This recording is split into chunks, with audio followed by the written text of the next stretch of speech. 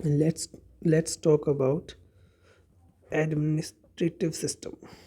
Administrative system of medieval Rajasthan कि medieval Rajasthan में administration कैसे होता था। तो हम सब जानते हैं कि यहाँ पे चलता था फ्यूडल सिस्टम, यानी कि फ्यूडल लॉर्ड हुआ करते थे। ठीक है, फ्यूडल लॉर्ड, जिस लैंड पर फ्यूडल लॉर्ड का अधिकार होता था उसको कहते थे मनोर लैंड।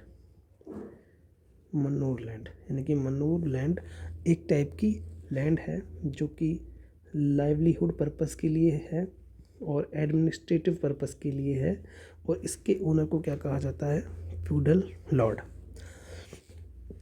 इस पे जो फ्यूडल लॉर्ड्स है उसके हेरिडिटरी राइट्स होते हैं, यानी कि इसका बेटा इसको ओन करेगा अपने आप से ही, without any interference by anyone. तो फ्यूडल लॉर्ड जो है अपनी इस मनोर लैंड पे कुछ टैक्सेस पे करता है। क्या पे करता है, टैक्सेस। वो कौन कौन से टैक्स हैं, वो टैक्स हैं जैसे कि रेक और चक्री, एंड एक सक्सेशन फी जो है वो भी पे करते हैं। इसके अलावा नजराना एंड न्यूथ टैक्स एंड एट लास्ट गनिम बराद। गनिम बराद, ये 6 टाइप के टैक्स हैं जो कि फ्यूडल लॉर्ड पे करता है। दो इसमें से जो रेक है, ये कौन सा टैक्स है, यानी कि रेक। ये रेक जो है ये एक तरीके का फिक्स्ड लैंड रेवेन्यू है, यानी कि ऐसा इसी लैंड पे होगा और फिक्स है, इसको आप चेंज नहीं कर सकते।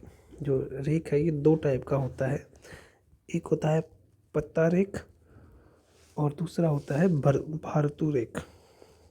भारतू रेक, पत्ता रेक होता है एस्टिमेटेड लैंड रेवेन्यू, मतलब जब लैंड दी जाती है फ्यूडल लॉर्ड को उस टाइम पे एक कुछ एस्टीमेट लगाया जाता है कि इतना यहाँ से लैंड रेवेन्यू आ जाएगा, उसे कहते हैं पत्ता रेक। भारतू रेक होती है जो एक्चुअल रेवेन्यू पे किया जाता है by the feudal lord to the king, उसे कहते हैं भारतू रेक। तो ये हो गया रेक। फिर आता है चक्री। चक्री क्या होता है, चक्री होता है कि फ्यूडल लॉर्ड ने लैंड पे अपना जो भी टैक्स है वो रेक में पे किया, लेकिन ये कुछ सर्विस भी पे करता है, कुछ सर्विस भी देता है ड्यूरिंग वॉर एंड पीस। तो ड्यूरिंग वॉर ये क्या करता है, ये अपनी तरफ से एक आर्मी भेजता है और उस आर्मी को कहते हैं जैमत। तो जो आर्मी भेजता है ये ड्यूरिंग वॉर उसको कहते हैं जैमत। तो ये एक तरीके की सर्विस है और इस सर्विस को कहा जाता है चक्री। और जब वॉर नहीं चल रहा होता, जब पीस चल रही होती है, तो ये खुद कोर्ट में आता है और इसको कुछ रेस्पॉन्सिबिलिटीज़ दी जाती हैं बाय द किंग, जिनको इसे फुलफ़िल करना पड़ता है एज अ टैक्स, और इस टैक्स को कहा जाता है चक्री, यानी कि चक्री एक टाइप की सर्विस है। अब सर्विस में मतलब पैसा नहीं मिल रहा है, ठीक है, यानी कि जो किंग है, जो भी किंग है वो पैसा नहीं ले रहा है किससे, फ्यूडल लॉर्ड से, बट सर्विस ले रहा है। लेकिन जैसलमेर स्टेट में क्या होता था, सर्विस नहीं ली जाती थी बल्कि मनी ली जाती थी। तो अदर स्टेट्स सर्विस ऑफर करते थे feudal lords, whereas in Jaisalmer money offer की जाती थी। इसके बाद में है सक्सेशन फी। सक्सेशन फी क्या है, सक्सेशन फी क्या है, तो सक्सेशन फी है कि लेट्स से आप जो है फ्यूडल लॉर्ड हैं, आपकी डेथ हो जाती है, तो डेथ हो जाने के बाद में जो भी इस लैंड आपकी जो है उसको कोई तो किसी के पास तो जाएगी, तो जिसके पास भी वो जाएगी उसको एक टैक्स पे करना पड़ेगा उस लैंड को लेने के लिए, उसी को कहा जाता है सक्सेशन फ़ी। और ये सक्सेशन फ़ी जैसा जैसलमेर है वहाँ पर ऐसा कोई भी कानून या फिर प्रावधान नहीं था सक्सेशन फ़ी जैसा। फिर होता है नजराना और न्यूथ टैक्स, ये थोड़े सिमिलर हैं, लेट्स सी हाउ। तो नजराना जो है, लेट्स से किंग है वो अपने एल्डर सन की शादी कर रहा है, तो उसमें फ्यूडल लॉर्ड इसमें एक टैक्स पे करेगा जिसको कहा जाता है नजराना। और ये किंग है अपने यदि डॉटर की शादी कर रहा है, डॉटर की, तो भी फ्यूडल लॉर्ड एक टैक्स पे करेगा जिसे कहा जाता है न्यूथ टैक्स। तो ये 2 टाइप के टैक्स हैं that are paid during marriages of son और डॉटर ऑफ किंग्स। इसके अलावा और भी हैं, जैसे कि गनिम बराद, ठीक है। गनिम बराद, व्हाट इज़ गनिम बराद? गनिम बराद होता है कि जब वॉर चल रहा होता है तो एडिशनल टैक्स लिया जाता है फ्यूडल लॉर्ड से, उसको कहते हैं गनिम बराद। तो ये सारे वो टैक्स हैं जो कि फ्यूडल लॉर्ड देता है। अब एक इम्पॉर्टेंट चीज़ ये है इसमें कि जो सक्सेशन फी जो हमने देखी थी, सक्सेशन फी जो हमने देखी थी, इसको मेवाड़ में अलग नाम से जाना जाता है और मारवाड़ में अलग नाम से जाना जाता है, ठीक है। तो मेवाड़ में जिस नाम से जाना जाता है इसे, वो है खालसा। क्या है? खालसा या फिर कैद। ये टू नेम्स हैं मेवाड़ में जिस नाम से सक्सेशन फी को जाना जाता है। मारवाड़ में इसकी ट्रिक्स हमें याद रखनी है, HP एंड तमिलनाडु, इस नाम से इन्हें जाना जाता है। टी मतलब तलवार बंधई, एन मतलब नजराना, और एच मतलब हुक्मानामा, और पी मतलब हो जाएगा पेशकाशी। तो ये 4 नाम हैं, हुक्मनामा, पेशकाशी, तलवार बंधई एंड नजराना, जिस नाम से सक्सेशन फी को मारवाड़ में जाना जाता है। नजराना जो है, ये जब किंग है अपने एल्डर सन की शादी करता है, उसमें जो फ्यूडल लॉर्ड टैक्स पे करता है उसे भी नजराना ही कहा गया है। तो नजराना 2 चीज़ें हैं जिनको नजराना कहा गया है। इसके अलावा जो फ्यूडल लॉर्ड्स हैं उन्हें कुछ राइट्स मिलते हैं, राइट्स या फिर प्रिविलेजेस आप कह सकते हैं, जिसको मैं याद रखता हूँ TBH से। TBH मतलब टू बी ऑनेस्ट, ठीक है। TBH, टी से जिसमें बन जाता है तजिम, बी से बनता है बहापसव, और एच से जिसमें बनता है हाथ कुराब। यानी कि ये कुछ राइट्स हैं या फिर प्रिविलेजेस हैं जो कि फ्यूडल लॉर्ड्स को मिले हैं। तजिम के अंदर क्या होता है कि जब भी फ्यूडल लॉर्ड्स कोर्ट्स में आता है, किंग के कोर्ट में आता है, तो किंग जो है उसे ग्रीट करता है। क्या करता है? ग्रीट। ये इसी को कहते हैं तजिम। यदि वो एक बार ग्रीट करता है तो उसे कहते हैं इकवाड़ी, 2 बार ग्रीट करता है तो उसे कहते हैं दोवाड़ी। एक बार ग्रीट कब करेगा? जब फ्यूडल लॉर्ड आ रहा है। यदि फ्यूडल लॉर्ड आ रहा है और जा रहा है तो 2 बार ग्रीट करेगा कौन? किंग, उसे कहते हैं दोवाड़ी। इसके अलावा बहापसव भी है। बहापसव क्या है कि जब फ्यूडल लॉर्ड्स कोर्ट में आता है तो वह अपनी तलवार को जो किंग है उसके पैर से टच करता है, और किंग जो है अपना हाथ उसके शोल्डर पे पैट करता है। इसको कहते हैं बहापसव। हाथ कुराब क्या है? हाथ कुराब जो है सिमिलर टू दिस, कि एप्पल लॉर्ड यानी कि फ्यूडल लॉर्ड्स जो है वो कोर्ट में आता है, और अब किंग जो है अपना एक हाथ अपने उस जो फ्यूडल लॉर्ड है उसके कंधे पर रखता है, और दूसरा हाथ अपने हार्ट पर रखता है, तो हार्ट शोल्डर इसको बोला जाता है। तो हाथ कुराब इसे कहा जाता है जब किंग फ्यूडल लॉर्ड जो है एक हाथ फ्यूडल लॉर्ड के कंधे पर रखता है और दूसरा हाथ उस अपने हाथ पर रखता है। क्या रखता है? अपने हाथ पर। इसे कहा जाता है हाथ कुराब। तो ये कुछ प्रिविलेजेस हैं जो कि मिलते हैं किसे? फ्यूडल लॉर्ड्स को। फिर टाइप्स ऑफ जागीर, यानी कि जागीर कौन कौन सी टाइप की होती है? तो जागीर हम देखते हैं कि एक होती है सामंत जागीर। सामंत जागीर कौन सी होती है? ये वो जागीर होती है जो कि किंग जो होता है अपने रिलेटिव्स को देता है कि लो भाई, तुम फ्री में मिल रही है, मेरे रिश्तेदार हो इस वजह से, और as this is given to the relatives, this is hereditary, कि अब तुमको दे दी है मैंने तो आगे भी चलती रहेगी। दूसरी जागीर जो है वो है हुकूमत जागीर। इस जागीर में क्या होता है? ये जो होता है किंग होता है वो अपने एम्प्लॉयज़ को देता है, सैलरी नहीं देता है, और उसके बदले में क्या दे देता है? जागीर दे देता है जहाँ से वो अपना गुजारा कर सकते हैं। और एम्प्लॉय फ्यूचर में होगा कि ये एम्प्लॉय नहीं भी रहेगा लेकिन जागीर रहेगी, ऐसा ना करने के लिए इसे बनाया इन्होंने नॉन हेरिडिटरी। ठीक है, फिर आता है भौम जागीर। भौम जागीर, लेट से कोई एम्प्लॉय है या फिर सोल्जर है, वो अपनी लाइफ सेक्रीफाइस कर चुका है ड्यूरिंग वॉर और for the sake of the empire, तो उसके परिवार को या फिर उसको एक जागीर दी जाएगी जिसका नाम है भौम जागीर। ये हेरिडिटरी भी हो सकती है और नॉन हेरिडिटरी दोनों हो सकती है। इसके अलावा एक और जागीर है, दैट इज शासन जागीर। शासन जागीर या फिर माफ़ी जागीर। ये कौन सी जागीर है? ये वो जागीर है जहाँ पर जो टेम्पल्स को दी जाती है या फिर मॉस्क को दी जाती है, यानी कि रिलीजियस पर्पजेज़ के लिए दी जाती है, और ये टैक्स फ्री होती है। तो हमने 4 तरीके की जागीर देखी हैं: सामंत जागीर, हुकूमत जागीर, भौम जागीर एंड शासन जागीर या फिर माफ़ी जागीर। इसके अलावा इम्पॉर्टेंट चीज़ जो है वो है कि फ्यूडल लॉर्ड्स जो होते हैं उनकी कुछ कैटेगरी होती हैं। क्या होती हैं? कैटेगरी। जैसे कि मेवाड़ में 3 कैटेगरी देखने को मिलती हैं, जिसमें टॉप पे आते हैं उमराव। जैसा कि हम जानते हैं कि जो सलूम्बर है, सलूम्बर के जो उमराव हैं या फिर सलूम्बर के फ्यूडल लॉर्ड्स हैं, उन्हें कुछ स्पेशल राइट्स थे, स्पेशल राइट्स मिले हुए थे।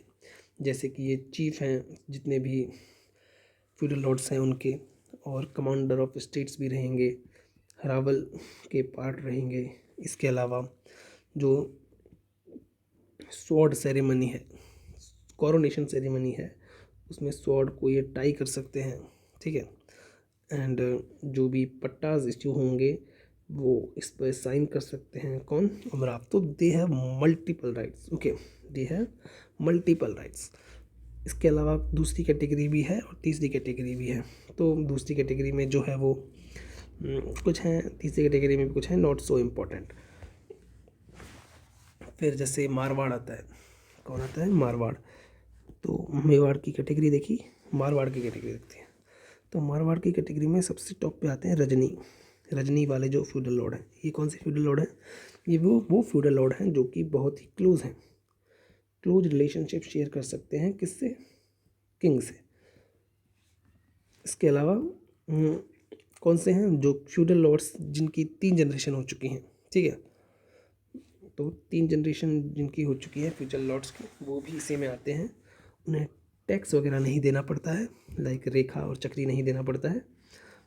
और जब राठौर जब जोधपुर में आए थे उससे पहले भी वहाँ पे कुछ लोग रहते थे, तो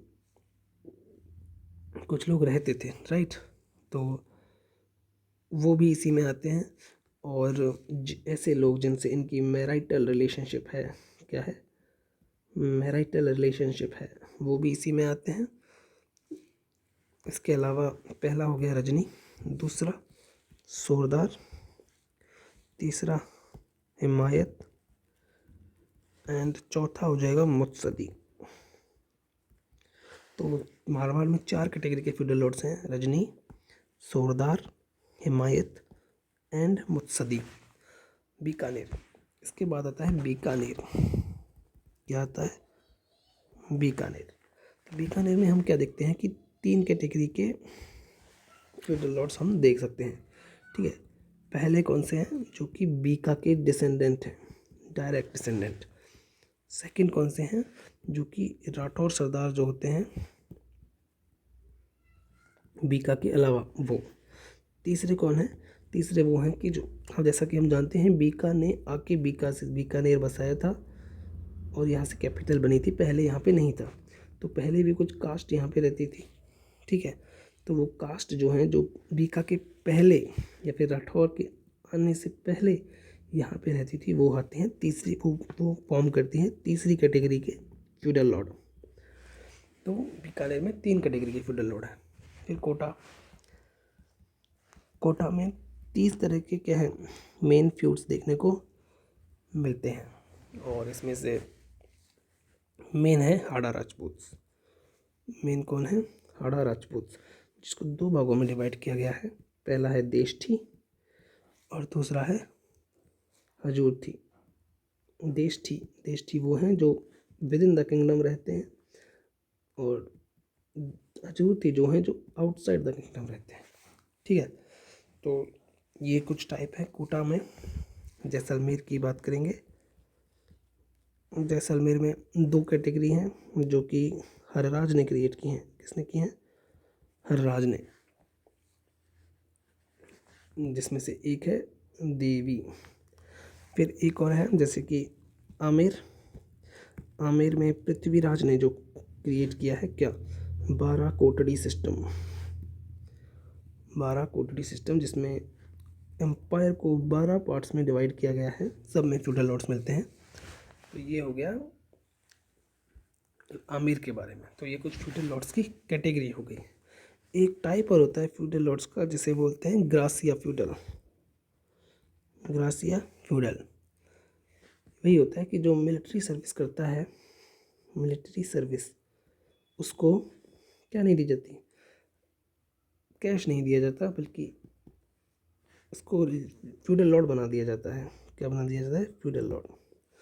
तो ऐसे फ्यूडल लॉर्ड जिनको जो मिलिट्री सर्विस प्रोवाइड करते हैं लेकिन उन्हें कैश के बदले फ्यूडल लॉर्ड बना दिया जाता है या फिर जागीर दे दी जाती है। हमने ये पहले भी देखा है किसमें? हुकूमत जागीर में। ठीक है, हुकूमत जागीर में हमने देखा है कि किस तरह से जो एम्प्लॉयज़ जिन्हें जो सर्विस प्रोवाइड करते हैं लेकिन उन्हें सैलरी नहीं मिलती है और सैलरी के बदले उन्हें एक जागीर दे दी जाती है, जिसे कहते हैं हुकूमत जागीर। सिमिलरली ग्रासिया फ्यूडल वो हैं जो कि फ्यूडल लॉर्ड बना दिए गए हैं क्योंकि वो मिलिट्री सर्विस प्रोवाइड करते हैं। इसके बाद में भी कुछ इम्पोर्टेंट चीज़ें हैं जैसे कि chief administrative office of the state की कौन कौन सी वो टर्म्स हैं। जैसे कि होता है ना, किंग है, प्रधान है एंड दीवान है। इस तरह के जो टर्म्स हैं कौन कौन उस एडमिनिस्ट्रेटिव सेटअप में है, ये बात अब इम्पोर्टेंट करते हैं। तो सबसे पहले आता है किंग। तो किंग तो है ही, सबसे टॉप पे है, इसके बारे में तो क्या ही बात करें। फिर आता है प्रधान। प्रधान कौन है? प्रधान वो है जो इसको एडवाइस वगैरह प्रोवाइड करता है, और this advice can be military advice और एडमिनिस्ट्रेटिव एडवाइस। दो तीनों तरीके की एडवाइस प्रधान इसे प्रोवाइड करता है। अब प्रधान के नाम जो हैं वो डिफरेंट तरीके हैं, भिन्न भिन्न जगह। जैसे ये राजस्थान का मैप है मान के चलो, तो यहाँ बीकानेर है, यहाँ भरतपुर है। तो बीकानेर और भरतपुर में इसे बोलते हैं मुख्तियार। मुख्तियार। इसके अलावा जयपुर में इसे बोलते हैं मुहासेब। मुहासेब। यहाँ मारवाड़ है, यहाँ पे मेवाड़ है। तो मेवाड़ और मारवाड़ में से क्या बोलते हैं? मेहरपुर। मेहरपुर या फिर प्रधान। ये कोटा और बूंदी में इसे बोला जाता है दीवान। क्या बोला जाता है? दीवान या फिर फौजदार। तो इस तरह से इसके डिफरेंट नेम्स हैं इन डिफरेंट एम्पायर्स और डिफरेंट प्रिंसली स्टेट्स। जैसे कि बीकानेर और भरतपुर में बोला जाता है मुख्तियार। जोधपुर और यानी कि मारवाड़ और मेवाड़ में बोला जाता है मेहरपुर या फिर प्रधान।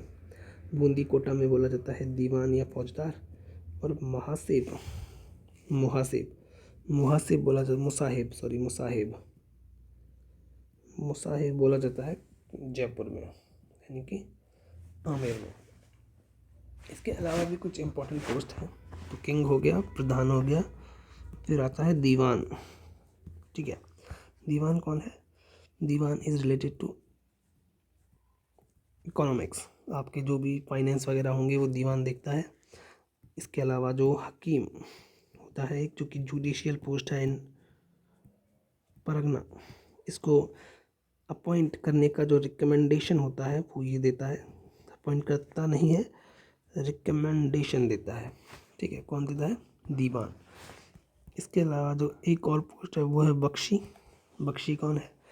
ये जो है वो डिफेंस से रिलेटेड है, डिफेंस मिनिस्टर आप इसे बोल सकते हैं। और फिर आता है नायब बख्शी। नायब बख्शी का काम है अकाउंट्स देखना रिलेटेड टू मिलिट्री। तो मिलिट्री वाले जो भी अकाउंट्स हैं या फिर एक्सपेंसेस हैं वो कौन देखता है, नायब बख्शी देखता है। इसके अलावा जो रेखा वाले अकाउंट हैं वो भी यही रखता है। रेखा अकाउंट कौन सा है, जो एस्टीमेटेड हमने देखा था, एस्टीमेटेड लैंड रेवेन्यू जो कि फ्यूडल लॉट से लिया जाता है। एक और इसके अलावा इसकी जैसी ही पोस्ट होती है वो होती है सिकदार। सिकदार में क्या होता है, ये भी अकाउंट से ही रखता है या फिर एक्सपेंसेस रखता है। हमने देखा कि ये जो है मिलिट्री के एक्सपेंस रखता है, ये जो है नॉन मिलिट्री वाले एक्सपेंस रखता है, नॉन मिलिट्री वाले एक्सपेंस या फिर civil expense you can say. इसके अलावा फिर आता है खानसामा। खानसामा जो है एक तरीके की कैटरिंग सर्विस है। कैटरिंग सर्विस, कौन सी कैटरिंग सर्विस, जैसे कि कुछ भी इंडस्ट्री में बनेगा इधर लेके आएगा या फिर वापस लेके जाएगा, ये खानसामा का काम है। फिर आता है मीर मुंशी। ये कौन है, मीर मुंशी ये कॉरेस्पोंडेंट ऑफिसर है। कॉरेस्पोंडेंट यानी कि ये इंफॉर्मेशन को इधर उधर करता है। तो ये दो टाइप का होता है। पहला जैसे हम देखते हैं कि let's say this is king, this is also a king, ये दूसरे स्टेट का किंग है, ये S1 स्टेट का किंग है, ये S2 स्टेट का किंग है। और यहाँ पे आ जाएगा क्या, फ्यूडल लॉर्ड्स। तो यदि इंफॉर्मेशन जो है, किंग अपनी इंफॉर्मेशन पहुँचा रहा है फ्यूडल लॉर्ड तक, ये काम कौन करेगा, रुक्का। और किंग अपनी इंफॉर्मेशन पहुँचा रहा है दूसरे किंग तक, तो ये काम कौन करेगा, खरीदा। तो जो मीर मुंशी है वो दो टाइप का हो गया है, खरीदा एंड रुक्का। उसके बाद एक और टर्म है दैट इज़ वकील। सो हमने देखा कि बहुत ठिकाना होते हैं किसमें, स्टेट्स में। इन ठिकाना को रिप्रेजेंट करता है रॉयल कोर्ट में कौन, वकील।